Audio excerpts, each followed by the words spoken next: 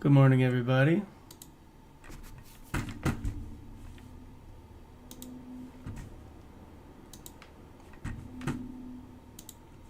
All right, so let's get into a weekly review, or like a prep call. All right, so obviously the first thing we're going to do is go to Forex Factory. Okay. So it seems like next week is going to be a pretty fun week, potentially. So we got Monday that has some red folders. The only day that doesn't have a red folder is Wednesday. We got a Fed speech on Thursday. That should be kind of interesting.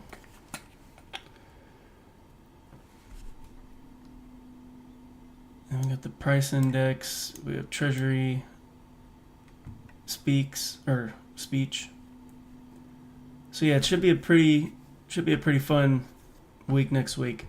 So let's really get a handle on what we believe is going to take place, and then see if we can't find some opportunities, right? But yeah, so bouncing off of that, because we're in a new quarter, let's kind of observe the highest of the high time frames that I like to use, which is a quarterly time frame. All right, so we can see how, let me take some of the drawings off. So we can see how the previous 3 quarters lows have been violated. Okay, so the 30 years taking out all of them, or all the previous 3 quarters lows. So that's a very large pool of liquidity, multiple that have been taken out. We've created this fractal pattern at the highs. All right, so it's going to be interesting to see what the response is going to be. Right, we're also inside of an order block here, bullish. Then you can see relative equal lows. We see a fair value gap down there. See some relative equal highs up here. So yeah, we'll see what happens. If it takes this high, then the quarter will likely end bullish, potentially. Right, but again, this is like a really long quarterly time frame. So we'll see what transpires, right? But it's good to just at least have an idea of what this super large time frame looks like. I mean, if you just look to the left, you could see that that looks pretty promising, that this will potentially continue to go higher. Now, if that does take place, then obviously stocks will continue to rally, right?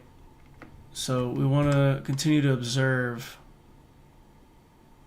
whether that's going to be favored or not.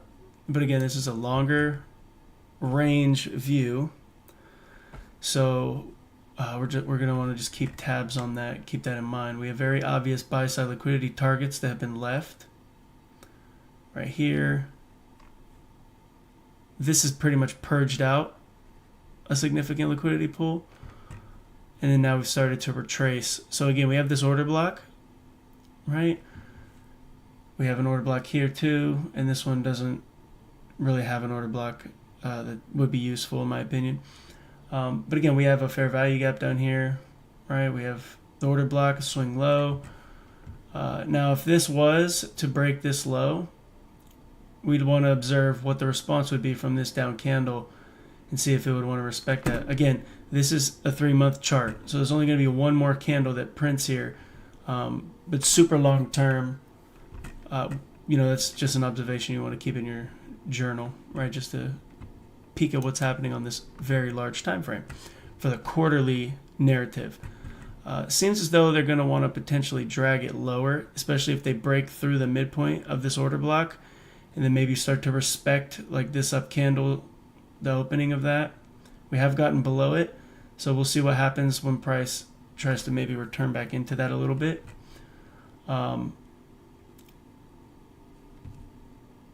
But yeah, so let's drop down to the more relevant time frames, at least for the more near term. So we see this monthly time frame. We don't see any SMT, which is what I would have liked to see, right? Maybe one of these highs making it above while these two fail, that'd be a pretty good indication that things may look to turn a little more aggressively. So yeah, we'll continue to observe that. We have this up candle. It's another range to look at. We have this up wick, the midpoint. We have this fair value gap, this fair value gap, this fair value gap. We're technically inside of this one, so we'll see how that responds. Again, just for those that don't know, the yields dictate where the DXY is going to go. The bonds dictate where the indices are going to go, and the foreign currencies, right? So it's very important to start like we have, from the news to the bonds and yields, and then move from there, because that's pretty much the underlying context, right? And if we're looking to validate something, we're going to get into seasonality in a second as well. But when we're looking to validate things, these are the types of tools that you'd want to use to start to develop trust, right? And then obviously over time you'll have the very repetitive process, and you'll start to trust it. You know, that's a slow, dragged out process, unfortunately. but yeah, right? So now let's drop down to the weekly time frame, get a more near-term feel of what's taking place here. So we have a lot of new week opening gaps. If we zoom in really close right here, we could see that there's an order block here. I have that marked out. Price is pulled into it. So we'll see if price wants to stay below the midpoint of that, and then maybe continue to give us a push lower. We do see that price has taken out this low, and as a result, it's came off of that low, right? We've also set equal lows here on this 10-year, right? Some of you may be asking, why do we have 3 of these charts for the bonds and the yields? Why are there 3? Well, you want to be able to continuously monitor SMT, right? Like if you see SMT like we saw here, right? SMT at the highs, SMT at the highs, right? That's translated slightly, right? When it occurred, well, I believe it was right here when that occurred, right? Let's double check real quick. 17th.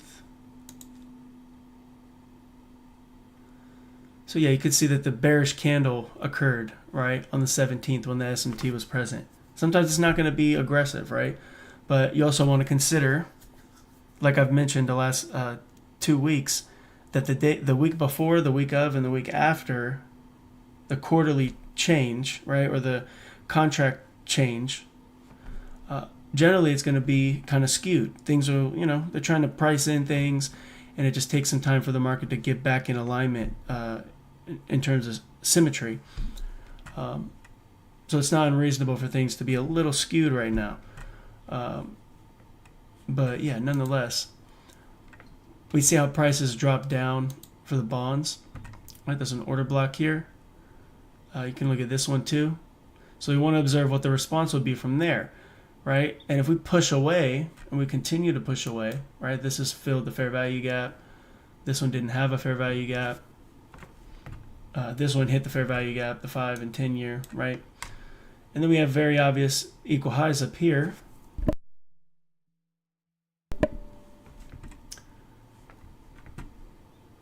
And then we have this failure swing, right? So we'll see if we can get a push away from that, right? Ideally, we would like to see it try to attempt this in a low resistance fashion, right? And then obviously if we get a response from this, that'll further confirm, right? If everything is just in alignment. And then obviously we take that and we go to the indices.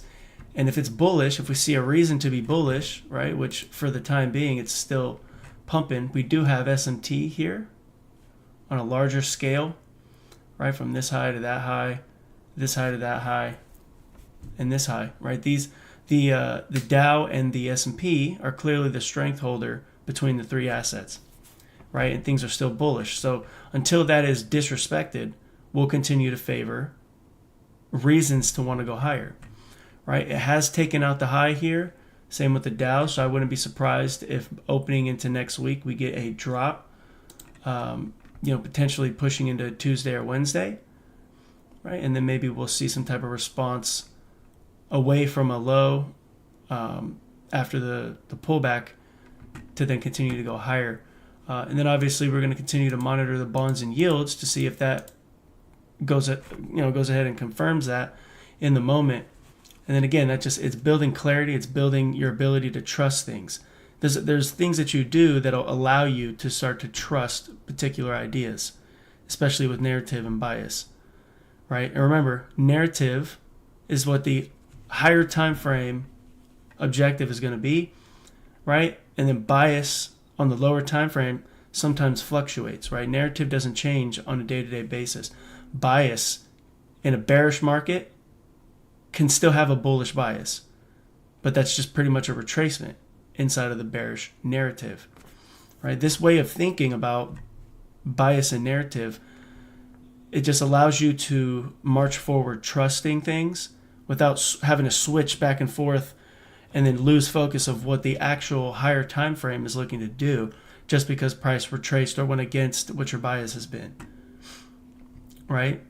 And then that school of thought also allows you to be confident in, laying the groundwork for counter trend ideas when like an opposing PD array is met, like this swing low, right? Yes, it's, price has been dropping lower, but because it took out that low, it's reasonable for them to want to now retrace and find some form of a premium array, or some form of a premium inside the current range to then react from, right, to set smart money up, right? So you can hopefully see how thinking in that way at times can really assist you in counter trend ideas if you do look to, try to participate in things like that, right? So yeah, I hope that makes sense. If you guys got questions, as always, let me know in the chat. Hope you guys have had a good weekend so far also, right? But but yeah, so we're going to want to see what the response will be from here because we're at an order block, right? Get some water real quick. But yeah, so we have a fair value gap as well. So we're going to monitor what the response is going to be from this order block, possibly look to continue to drop. If it is going to continue to tank, then, eventually we'll see the DXY probably fall in line with that. It has been, extremely bearish. Okay.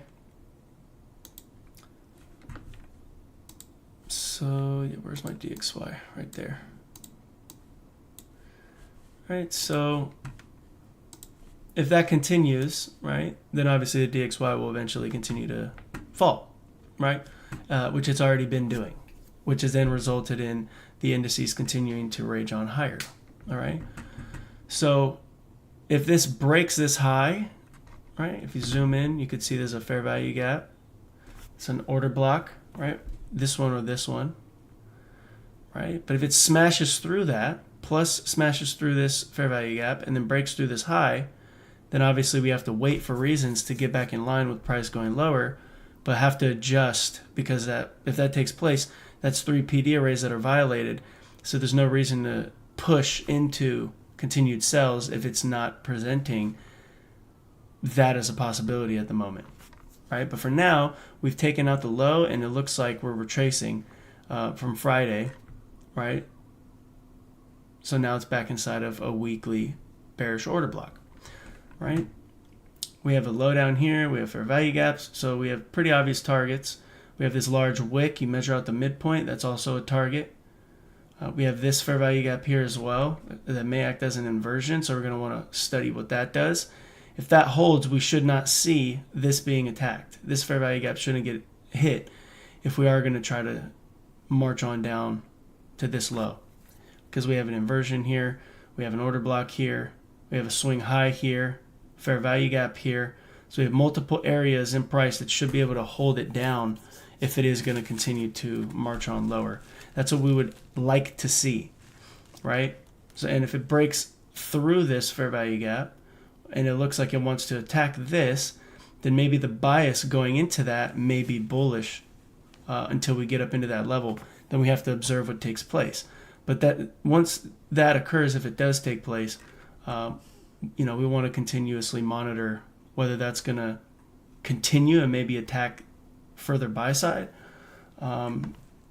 or if it just wicks into that, hits that, and then rejects aggressively, then obviously we can continue to trust the downside move, especially if it's translating into DXY, going from, in this case, a retracement to then attack sell side further. All right, but again, you want to keep tabs on the 3 PD arrays in the vicinity, and you want to see how those levels are going to be respected. Remember, we have the wick down here. We have an inversion for value gap, similar to over here too. We have an inversion here as well. We have a low. We've already broke through the wick. In this case, you would measure out this wick, and then that can also be a target if we do get a response pushing away from that. And then we have relative equal lows here. We still have a little bit of a fair value gap left down here. Right, so if it marches on lower, that could potentially be somewhere it could reach for in the coming week. Then let's drop down to the daily real fast just to put all that into context. Price has ran up and hit a fair value gap here. It has shifted market structure after taking sell side liquidity. So again, we also have equal highs here on the daily, as you could see. So if it starts to continuously show us reason to want to push higher, and then also, of course, we're in the fourth quarter, we've changed quarters. If we start to continuously see further evidence that it wants to maybe reach up into here, then obviously we have to make that adjustment and then push away from aiming for price to go lower on the yields, and then that'll probably translate to DXY not wanting to go lower as well, right? But again, big part of trading is planning and preparation. But if you don't know what the hell you're looking for to plan and prepare, and what tells you these specific things, then becomes a little bit more difficult, right? So yeah, I hope all this stuff makes sense so far, guys. But yeah, we're marching forward. So yeah, price is going to be observed inside this fair value gap. Again, there is this weekly order block I just mentioned. So we're going to want to see what the response is going to be from there and see if we could stay below maybe this fair value gap, stay below the new week opening gaps here that we have present, which it seems like that's what's going to take place, right? The 30 year is obviously stronger, but we see the 5 and 10 year looking pretty convincing that it's going to continue to go lower, right? But we do have these equal highs we got to keep tabs on in terms of contingency. And then obviously this wick here too, if we can't get above that, then that's showing weakness. And if there's weakness in the yields, there's going to be weakness in the DXY pretty much all the time, right? It's a lot of times it's very, very accurate, this style of analysis. All right, and then we have this 3-day fair value gap down here as well. So that's something I'll let you go look at. And now we have a new previous week's low. Okay, so that is going to be something interesting. I'll take away this 2-day order block. Let me see, I think it's so it's a 2-day order block here as well. So yeah, again, all of this is working within the higher time frame that we were just observing. Okay, so these are just like more minute details inside of what we've already discussed. We have relative equal highs here, so that may be an interesting place for price to attack when price opens up. So again, we just want to continue to monitor what the response is going to be from this premium level. Because look, we have this swing high, this swing low. So if you go from high to low, price is technically just reaching for a premium still. So nothing changes until something changes. What is that something? That something is 3 PD arrays, intermarket relationships, and just price, looking visually like it's pushing away from favoring sell side, which is, watching premium arrays just get violated like it's nothing, right? So that tells you something. We do have SMT at the lows, which I mentioned to my private community last week. Okay, this SMT has clearly, at least in the short term, led to a retracement. So again, that's another element to counter trend frameworks as well, right? If price takes out a significant higher time frame level and there's SMT at that level, that may be telling you or forecasting to you the price is going to want to retrace, right? It may be stopping at that current moment. And in this case, you could see that absolutely was the case. It hit a daily fair value gap on this 5-year. It swept out significant sell side here on the 30-year, and then it swept out sell side here as well, right ahead of a higher time frame PD array for the 10-year, right? So this is in like the current context is just a retracement for the yields. So we're going to see what the response will be moving into the week. I'd prefer to see it want to continue to, attack the low here, right? Maybe this order block as well. We have this previous day's low, right? So again, going into the Sunday, Monday trading or just observations phase of things, you want to keep tabs on what the Friday's low is. Okay, so we got Friday's low.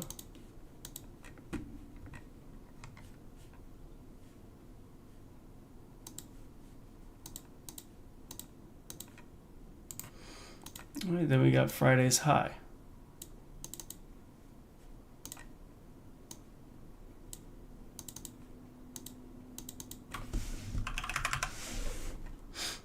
All right, so the first thing the price will seek, regardless of which direction it wants to go, going into the new week, is going to be Friday's high or Friday's low. All right, so even if it does want to run higher into this fair value gap, the next candle that opens today is going to be a brand new candle inside of this range here, right? Coming off of the high here, unless there's like some type of gap that takes place. So regardless of what direction, these are our first liquidity pools every single week, just to keep it very simple, right? Right when you go into the week, what is Friday's high and low? Because that is going to be attacked, regardless of what it's trying to do, unless it just fizzles out and consolidates and stays inside the Friday's range, right? That being the high and Friday's low, right? So before anything that we talked about could potentially take place, that's our first decision. Which high or low is it going to take from Friday? Is it going to take Friday's high or low, right? So that could be a very easy way to identify your first liquidity pool for the week, right? And obviously that has to do with previous day's highs and lows as well. You can use that same logic I'm mentioning here for the start of the week pretty much every day. What is the previous day's high and low, right? What is the previous week's high and low? What is the previous session high and low if you're trading particular sessions and being a scalper, right? And again, all of that works inside the context of what we've just discussed, right? Why am I spending so much time here on the bonds and yields? Because again, this is a critical element to building clarity and the ability to trust a particular narrative on the indices and the DXY. I don't care how boring it may be for some, none of that matters. Okay, what matters is you getting the proper information and knowing exactly what to look at, because it's not just about the S&P, the NASDAQ, the indices, gold, any of those other things. It's how all of those work together to give you the ability to make an educated decision, right? So very, very, very important, right? So yeah, I hope that makes sense. If you guys got questions, as always, let me know. And we will also do the same thing here. Okay, so let's copy that.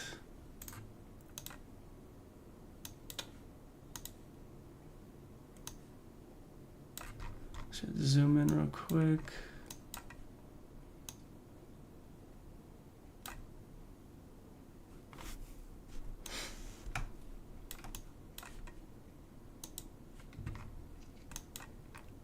Where'd it go? Okay. All right, so we got Friday's low here.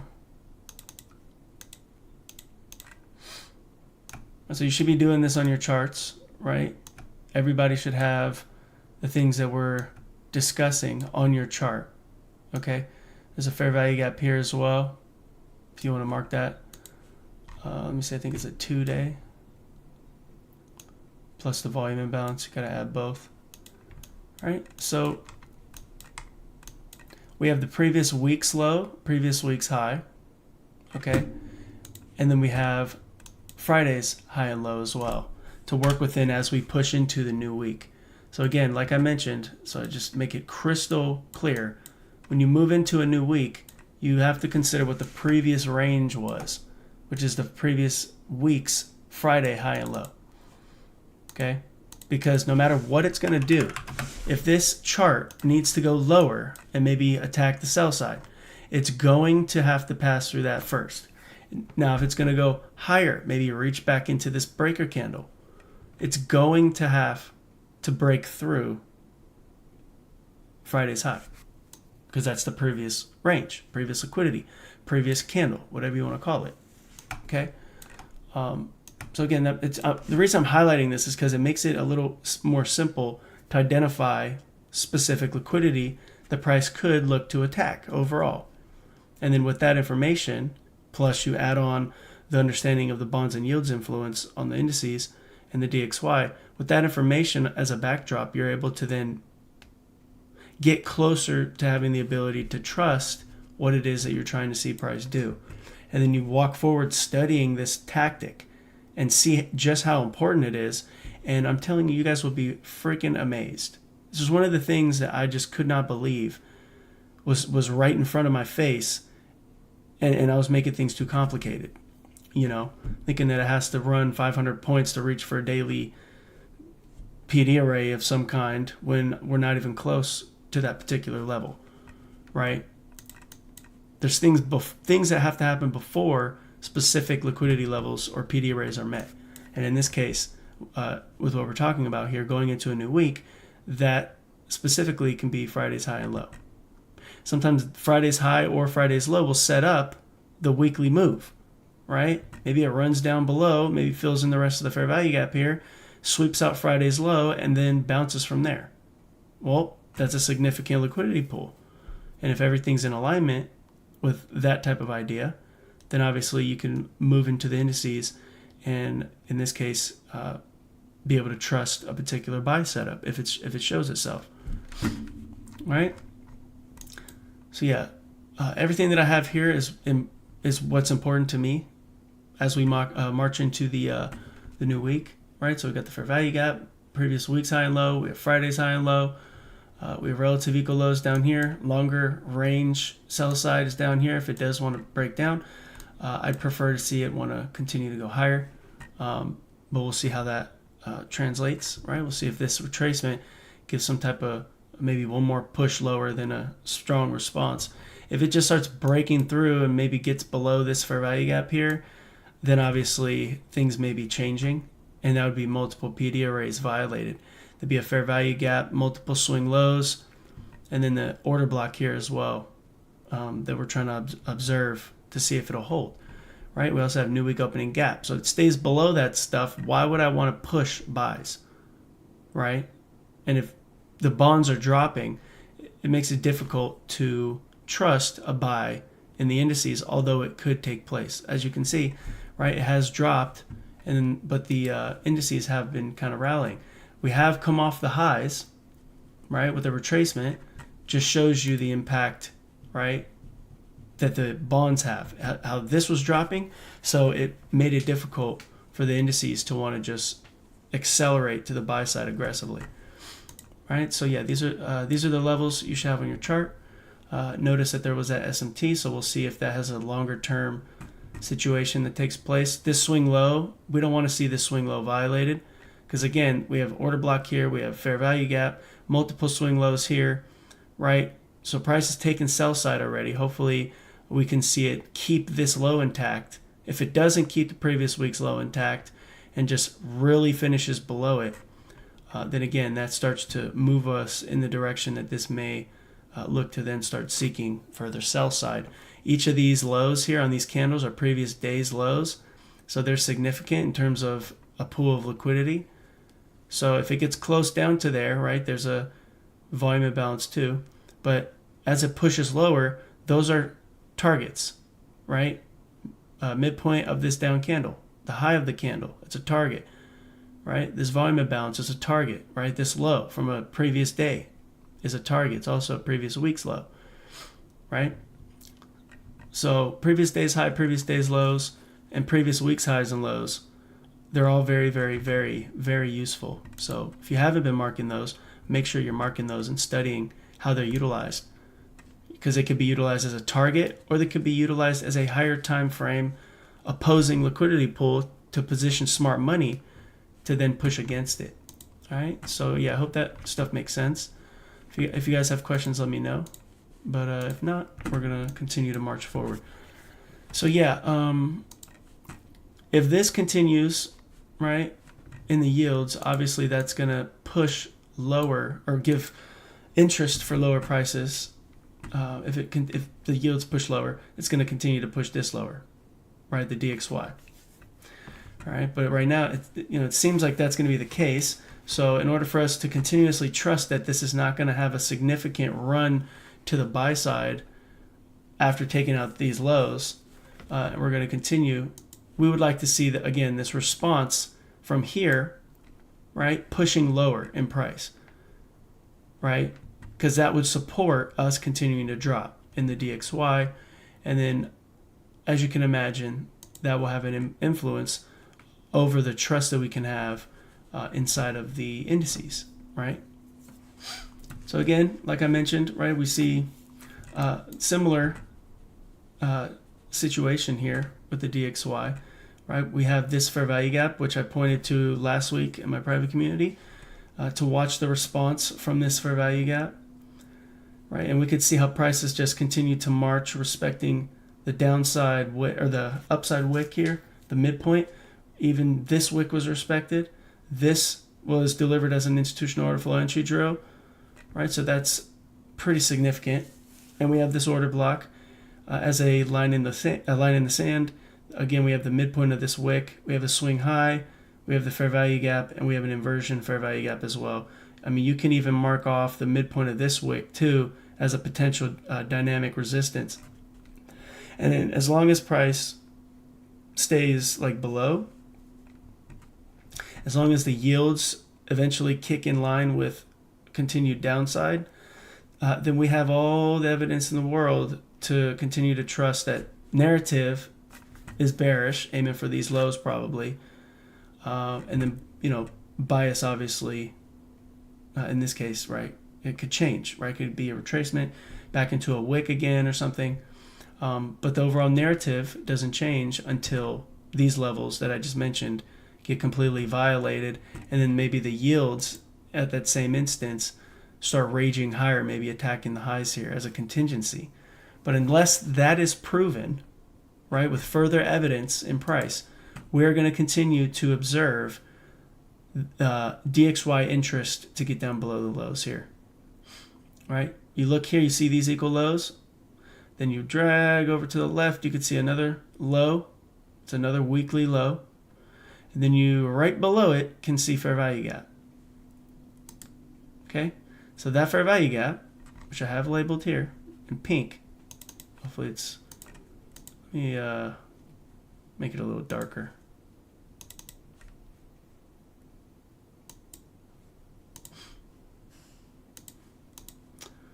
All right, so it's a weekly fair value gap. All right, so if price is reaching down into this eventually, like I mentioned earlier, there's ways to frame out other opportunities with more near-term liquidity, like previous days high and lows, previous weeks highs and lows, okay? And then obviously, as we mentioned in the interest rate markets, there's also Friday's high and low going into this current week. So where would that be? Where would Friday's high and low be? Well, Friday's right here. Price has kind of stalled out a little bit, seek and destroy vibes, right? Sell side taken, buy side taken, but nonetheless, it seems to be favoring the downside, right? So, let me see if I could find. I want to pull up the currency. I'll pull up the currencies in a minute, just to further validate. Actually, let me pull it up here.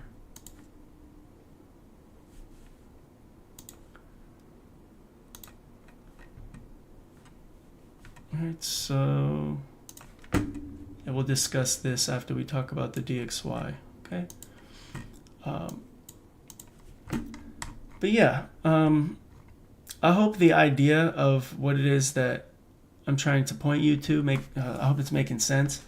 I hope the idea and the process is going to continue to be a little easier for you guys, because this is how I come up with narrative and how I navigate price and liquidity pools on a day-to-day basis.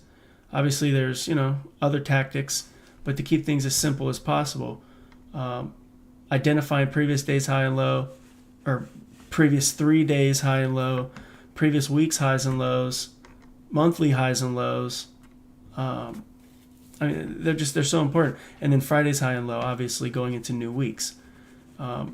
You'll see if you take that and study it and backtest those levels, you'll see everything that we've talked about is so commonly occurring. I mean, it's just unbelievable. It really is. And the critical element is you getting familiar with that type of navigation, so then you can truly prove it to yourself that there is absolutely a crazy amount of opportunities that you could take advantage of. There's not just one. There's many. There's hundreds, probably thousands of opportunities, especially if you're using the seconds chart. Doesn't mean that all those opportunities are going to be fruitful for what it is that you choose to do, like your trading plan perspective. But, there's just no reason to worry about missing things, right? A highly influential element to that type of trust, though, has to do with your understanding of price navigation, which, again, I hope that these previous live sessions and the continued live sessions are slowly getting you to see the repetitive nature in the processes we operate within, and then how you can go ahead and apply it, just apply the things that make sense to you, because you guys are all going to be different than me. There's non-negotiable elements like the influence that the bonds and yields have, seasonality, different key elements to things that are not changing. They're always going to be present, right? But you may use a different model to enter, right? But that doesn't matter. You may pick one of these liquidity pools. Maybe you're a higher time frame trader that doesn't like to scalp. So you, instead of using the Friday's high and low or the previous day's high and low, you're using previous week's high and low, previous month's highs and lows for your narrative analysis, right? There's going to be different facets, different ways of doing things that you guys will discover. But again, I hope that these calls give you clarity and different elements that you can go ahead and explore, and then eventually, work out what it is that you're truly trying to do and where you're trying to end up as a trader. All right, but yeah, so again, this is Friday's high and low. Everything that we discussed, previous week's highs here. We have equal highs. We have previous week's low. We have the midpoint of the wick that you could see price respected. Then you can also see this wick. If we could stay below this wick midpoint, and then obviously this new week opening gap, right, that would be ideal. And then again, if you go up a little bit in time frame, you start to observe that there's an order block here. Go up to the weekly, there's an even larger order block respecting the midpoint. You can also see the observation of this fair value gap responding lower, came back up, hit the midpoint, respected that. That's bearish institutional order flow. You see this large wick higher, midpoint of the order block, ran into it, hit a brick wall, and rejected again. So that's just further evidence of what institutional order flow is at the current moment. And then obviously we've taken out significant liquidity, which triggered this retracement prior to this fair value gap delivery. But we're just going to continue to keep those things in mind, right? And again, three PD arrays above should be respected. They shouldn't get violated.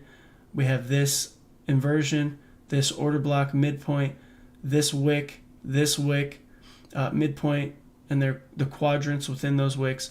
So those are things we want to continuously observe and see if we could stay below that. If it does, then obviously our narrative that we've discussed this morning in terms of it continuing to possibly reach down below this low will stay intact. And then what does that mean? If this continues to drop, then we have no reason to anticipate any type of bearishness until that becomes obvious in the indices.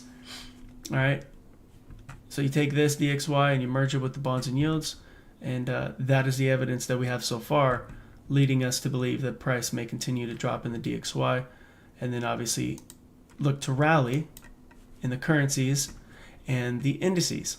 It's fascinating to see all the things that we've just discussed in terms of, price potentially favoring sell side liquidity in the yields, but the yields have obviously just retraced, right? We'll see what the response is, but it shows that us anticipating with all the backdrop of the relationship between the interest rates and the other markets, how that is delivering in something that is directly impacted, opposed to what the yields and the DXY will do, right? All of the things that we've talked about, you can see how it's just on full display, right?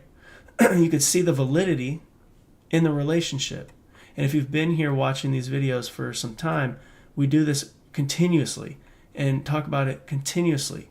And you can see it just continuously playing out and showing clear evidence of validity in the process, right? So yeah, it's astonishing every single week. Even to me, I've been doing this for going on 5 years, right? 4.5 years at this point, and just seeing how often it happens, how much I missed when I was a newer trader. Like it's unbelievable how things are right in front of us. You just have to not be stubborn and actually study, maybe get around people that actually know what the hell's going on and can teach you from their own mistakes, and then highlight the things that are important for particular topics. In this case, bias and narrative, right? And how the relationships between the assets takes place, and building trust and confidence in the things you do. But yeah, so let's go to the weekly for this. We can see right off the bat, looking at where price is at, I can clearly, my eye just jumps right to the fair value gap there. Okay, there was a monthly fair value gap, if I'm not mistaken, that has been fully filled. Now we're above that monthly fair value gap, right? We do have a order block here, right? So that could potentially trigger a retracement, but we'll see what happens. We have a high here, relative equal highs. Let me clean this up a little for you guys.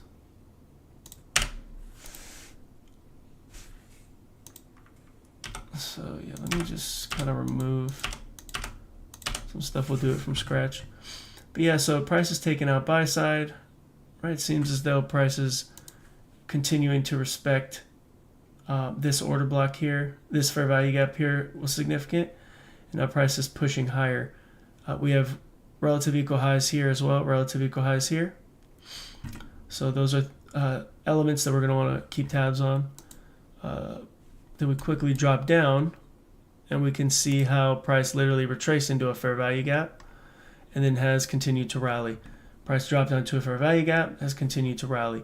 If we look at the highs here, there is S&T, but again, if the bonds and yields and the DXY are going to continue to favor sell side, we have no reason to justify something like this S&T. If it's not justified with intermarket relationships, a lot of times it's going to be false, right? Now it'd be different if this S&T occurred and the DXY and the yields were looking to rally aggressively. Then that would end up leading us to believe that there's evidence that this S&T will have a significant impact and push price lower. At this current moment, that's not taking place. So we continue to march higher and observe the higher targets that we can identify. In this case, if we go... In this case, we could see that there is a fair value gap up here that's a little far away. More near term is going to be this high. Right, that's relative equal highs. You see this candle here. That high is a 2-week high, basically a weekly high, previous week's high. So we got 3 weekly highs here, right? This high, and this high. So we're going to see how that behaves. We have relative equal highs here as well, in a condition that seems as though it wants to favor continued buy-side delivery. So again, unless something changes in regards to that, in regards to the relationships between the indices and the DXY versus the interest rates, we're going to continue to press on forward, especially if 3 PD arrays to the downside continue to be respected, right? In this case, we have this swing low, we have this fair value gap here, and then let's see if we go to the 2 week, we have this order block as well, right? So if it breaks this low technically, or just smashes through this fair value gap, then things would shift, especially if the intermarket relationships favor it, to then aim for sell side. In particular, we have this trend line liquidity that would end up being significant, right? But again, that's contingency for if something goes wrong with price going higher, which it doesn't seem like that's the case. But that's how you would adjust, right? If those levels were to violate, then obviously our eye goes down to these levels, right? Same with down here as well, right? Obviously, before this would be attacked, though, like I mentioned all throughout the morning this morning, previous day's high, previous day's low, previous week's highs and lows. If price was to march towards that direction and then confirm that it wants to reach down there, we have this previous day's low, or this previous week's low, and then all the days that are inside that candle as well in the daily chart to aim for before this significant, like longer term levels violated. So again, it's just going back to price navigation of liquidity and what's important at the current moment, right? At this moment, we have high here, right? We still have this previous week's high at this point. When a new week comes in, this is going to be the previous week. If we go down to the daily time frame now, again, we have this monthly fair value gap that I just pointed out a minute ago, right? We have taken out buy side. Whoops. Right, so price has taken buy side here. It's failed to do so here in the euro. So that proves that euro is weaker, right? That doesn't mean that the SMT is going to be significant and break down and attack this low. Now, if this low here was violated and the areas that I just mentioned on that higher time frame end up getting sliced through like nothing, and then something changes in the interest rate markets to favor that, then obviously that's how we would adjust, right? Continuing to observe 3 PD arrays below price on each time frame, because each time frame has its own story. The higher time frame has its story. All the time frames below it will obviously work off of what that higher time frame does. Sometimes the lower time frames will give you some evidence that something may change going into that higher time frame, but yeah, sometimes it takes time. It takes a lot of times for the higher time frames to change. Again, that goes back to the bias and narrative conversation as well, and how important that is. Okay, so if y'all got questions, remember you could let me know in the chat, and I'll be happy to help you clarify things. But yeah, so I'm going to just continue to favor, with my opinion, to favor the buy side unless something changes. Going into the new week, obviously, Friday's high and low. It's not unreasonable, if it is going to end up being bullish and continue to do so, that it retraces down to some form of a downside PD array to then eventually try to get us to go higher, right? And continue to allow trust for that. Okay, so opening the next week today, we're looking for Friday's high and low, what price is going to utilize those areas for. Then obviously continue to keep in mind power 3 as well, right? So opening, dropping lower is all within the boundaries of power 3 being bullish for the week. So those are some things you want to keep in mind as well. We have this monthly fair value gap high, so we'll see if that's respected. We have this large ass wick. So we want to see the quadrants of that. We want to see if we could stay above the midpoint of that.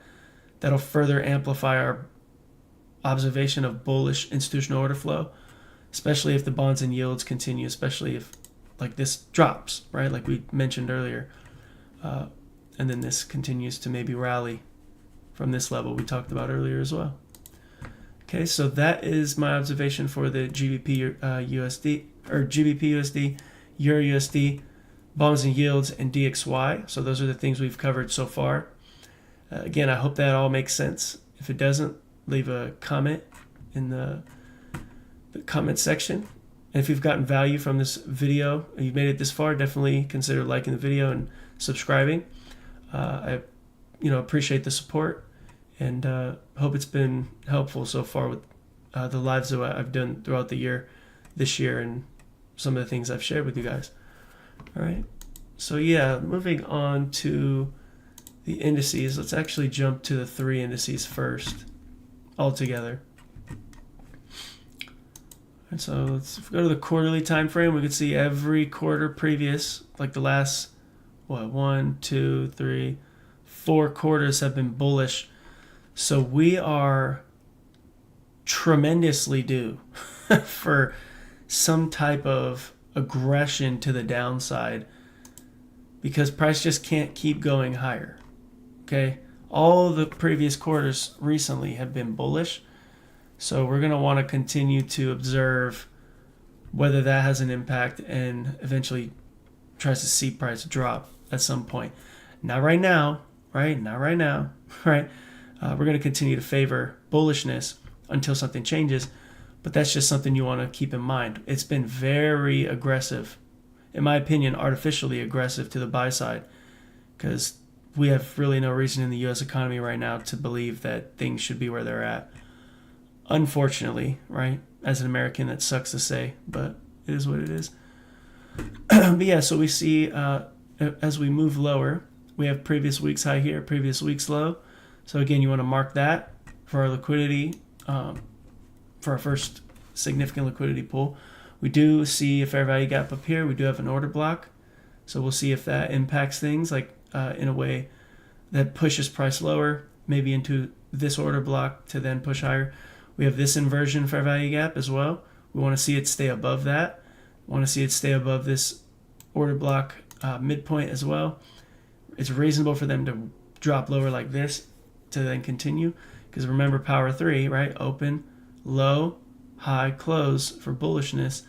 We have open, high, low, close for bearishness, right? So pushing down like this is totally permissible.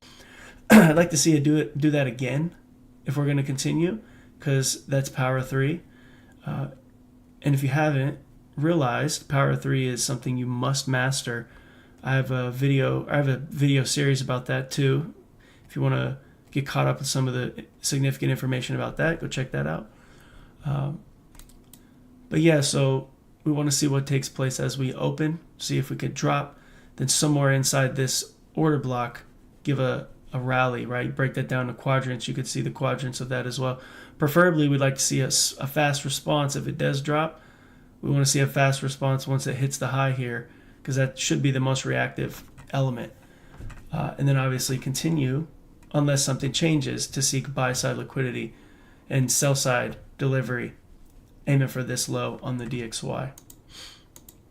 Right, so now if we want to get specific, get into the S&P real fast, and then we will bring the video to a close.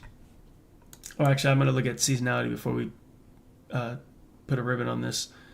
But yeah, so prices drop lower into this wick here. Like I mentioned, I'd like to see us possibly continue to press higher because of all the things we've discussed this morning. It's been a little bit longer than I wanted, but there's a lot to go over, right?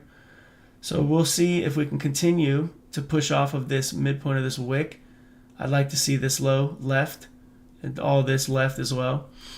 I mean, you could technically take, because this high took out these highs, I mean, you could technically take these down, or these up candles, drag them over as a potential bullish breaker as well. And you can kind of see the response that had as a breaker, right? It dug lower, didn't break through the midpoint of these up candles range, and then just rallied higher aggressively off the backdrop of all the things we've discussed with the bonds and yields, right? So everything comes together, right? It's all in the same, it leads to the same perspective, right? Just builds evidence and narrative, all the things we've discussed today, right? So I'd like to see us continue respecting this level. Again, this is Friday's high, Friday's low. So if it is going to drop, it has to take out Friday's low. It may just wick below that, try attacking the wick one more time, the midpoint, then give a reaction to the buy side potentially. I'd like to see that if it does do that. But nonetheless, Friday's high and low is going to be significant going into the new week, like I mentioned earlier. So just as we've talked about in the other assets, now we're looking at the S&P, and you can see the same tactic is effective because it's just a non-negotiable price navigation tactic, right? And very significant liquidity pool, aside from, just traditional previous day's highs and lows, previous week's highs and lows, right? So just it's a good foundation to start the week on, right? So we'll see what response we get from there, but ideally that's what I'd like to see. I'd like to see us continue to respect these areas and then give us reason to go higher. Maybe it wicks this low, then looks to attack the high. But if it does that wick down below this low here, sets the low of the week, if it is going to take out this high, what's the next level of liquidity if we're just looking at this time frame? And if we have the information that we have here only, it would be this high. It'd have to break through that with the next candle or the next couple candles if it is going to attack the buy side. So before the buy side here is taken, which is a previous week's high, it's going to have to break through this. That's just visually just the way it is, right? So that, again, that's why it's so important, and this is a non-negotiable area of liquidity to monitor, because it's going to have to break through that. For some reason, I didn't realize that. Like, it took me like a year and a half to identify that. It's just something that's so obvious that it just goes over our head early on, right? Mind you, just like in professional sports, the professionals that are like the highest level, a lot of times are just masters of the basic non-negotiable skills. And it's no different in trading. It really isn't. Okay? You got to look at this like a professional sport, like a business, right? And do the basics spectacularly. And part of those basics is obviously identifying the liquidity pools that are so important and why they'd be so important, right? So the Friday's high and low is important, obviously, because it's the previous liquidity from the last week, the most near-term liquidity. And it just has to be utilized whether price goes lower to start the next week or if it goes higher, right? It's going to attack one of those levels, if not both, right? One, like in this case, if we are going to be bullish, may be the Friday's low being wicked through to set the low, digging one more time into this wick midpoint here, then takes off to then attack the Friday's high off of the Friday's low to then reach into this level here, right? So there's a method to how price seeks liquidity, right? Part of that obviously is the PD array matrix, right? But then it's also identifying specific liquidity pools and how price operates, triggering in stops to then offset their positions at the opposing liquidity. In this case, if they position themselves below the wick here from the Friday's low inside this wick, right, they may position there but then offload somewhere near the high, right, whether it's at Friday's high or at the full high if they're like a swing trader, right? So these are things that you want to consider, right? So yeah, I hope that makes sense. It's very similar, obviously. Excuse me. Very similar to what the NASDAQ is going to do, potentially, right? We do have that S&T at the highs.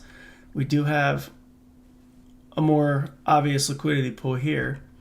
Well, I mean, the high I just mentioned on the S&P is pretty obvious, but we also have this here as well. And I mean, that would just make sense, right? If it just wicks lower, right, hits the wick down here, and then bounces up, then attacking obviously Friday's high, breaking through this high, possibly this high as well, on its way to this fair value gap, which could be the potential narrative moving into the next week or so, right? The narrative may be aiming for price to get up into this area.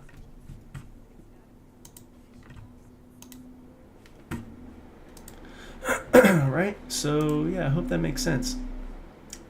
And within that narrative, price may give retracement lower, like it is here, and then go higher. So the bias may be bearish for a couple different days. right? So yeah, hope that makes sense. And the Dow also is very similar. Go look at the Dow. The Dow has been the most aggressive to the buy side. And again, we've wicked lower into this not fair value gap, the wick. So we'll see if it's going to continue to respond to that, pushing higher. And if it does attack the high here, Friday's high is going to be the first target if it does end up doing that. Right? But again, that obviously it's all going to depend on what the first couple of days are going to do. But ideally, we'd like to see that narrative favored, right? Price going higher, maybe seeking the Friday's low, sweep out liquidity, then continue to press quickly to the buy side, right? So now we're going to move on to seasonality, and then maybe I'll close the session with you guys, some of your guys' questions, if you guys have any questions, right? But if not, then we'll just hit the seasonality real quick and then call it a day.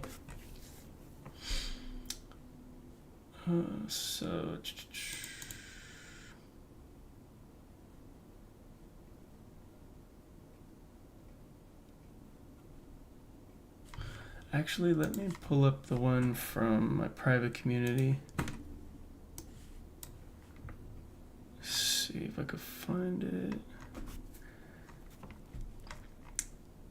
Just so we can get like really time accurate, right? Let me see, where is it at?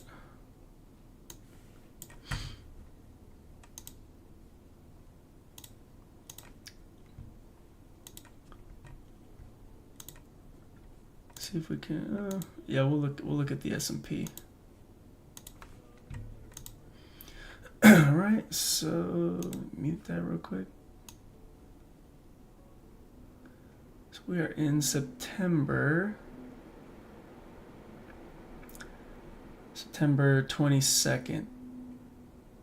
So if you notice, there's that bearish seasonal tendency that's occurred. This is the S&P, by the way.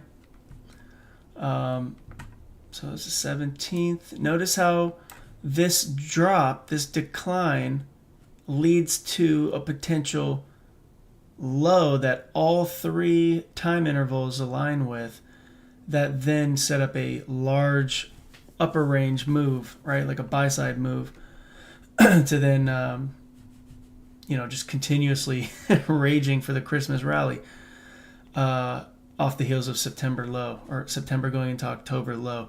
So when you're observing seasonal charts, one thing you want to observe is the significant lows that are agreed upon with all the time intervals you're observing, because those will be times that you'll potentially go back and back test or forward test and see that there is validity to those lows, right? Somewhere in that time window, there will be a particular low that either has a quarterly shift. Each of these lines is the new quarter, right? So you can kind of see, right? Like for example, like this low here that's set up, it led to a quarterly shift based on this time frame.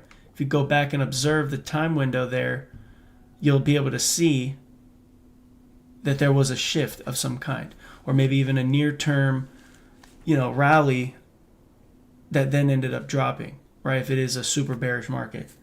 But if it's bullish going into this, like something like this, then obviously the bullish seasonal tendency will be much more impactful. Okay, but yeah, so we could see how price is punching into this the later September month or part of the month, and then there's a potential seasonal low that may form that's technically validated through the three views, right? The three intervals of time. So we're going to keep that in mind, right? That all justifies us continuing to press on forward with identifying continuous buy-side delivery if everything stays the way that we observed. Okay, it's then confirmed with the seasonal influence in the S&P, right? We could see that we're pushing, lower, for a lot of September, at least based on this seasonal chart.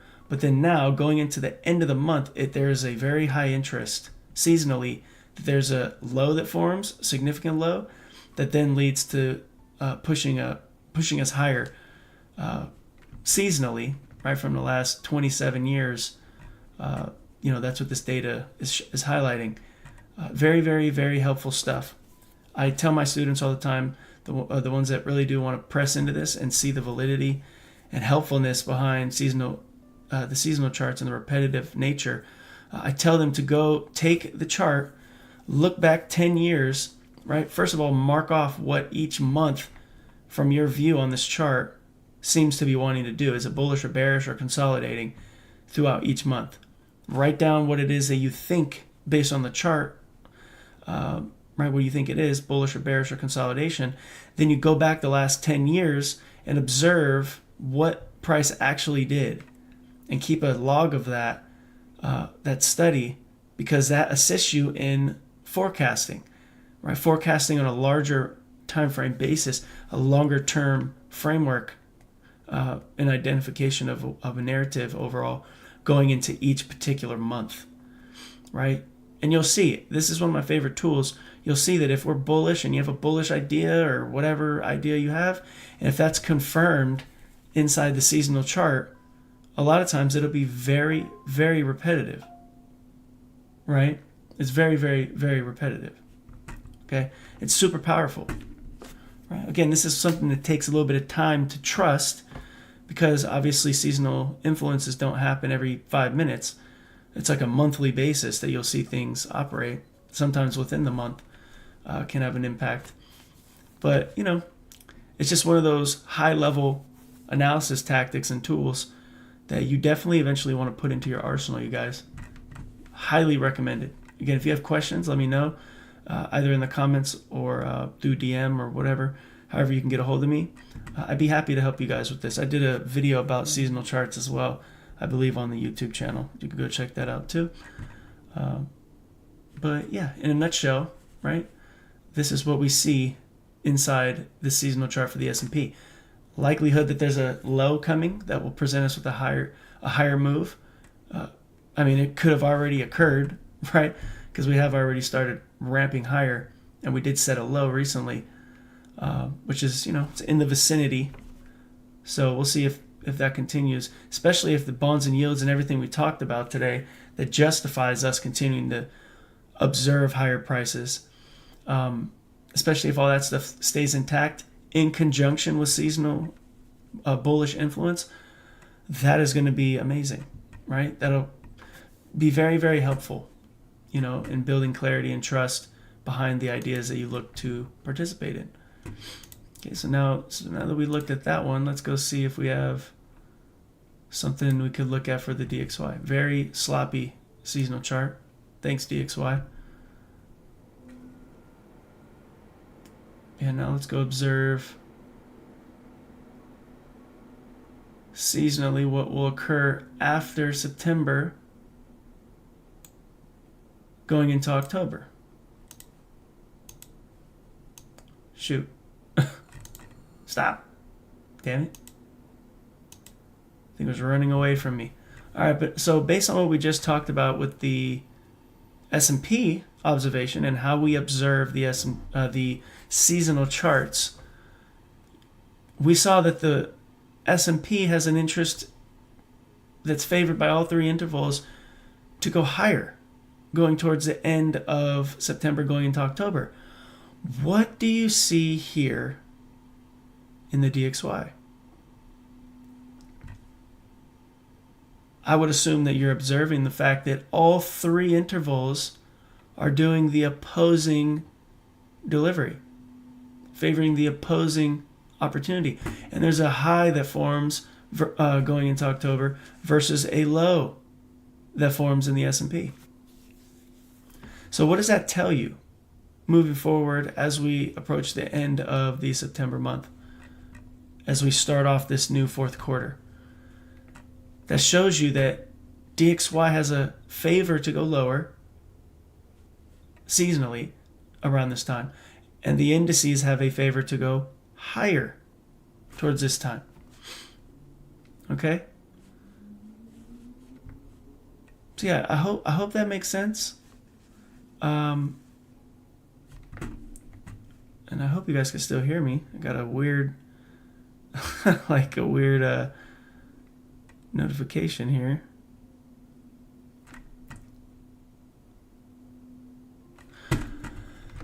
But yeah, so yeah, that's kind of what we're looking at for the DXY, the S&P, and the bonds and yields, and just overall what it is that we're trying to see price do moving forward. And I hope this was very insightful for you guys.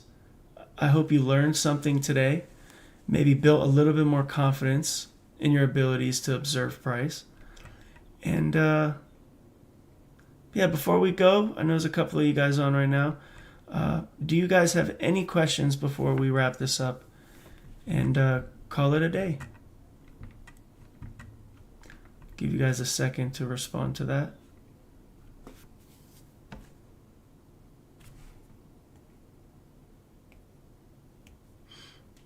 If not, I appreciate you guys hopping on.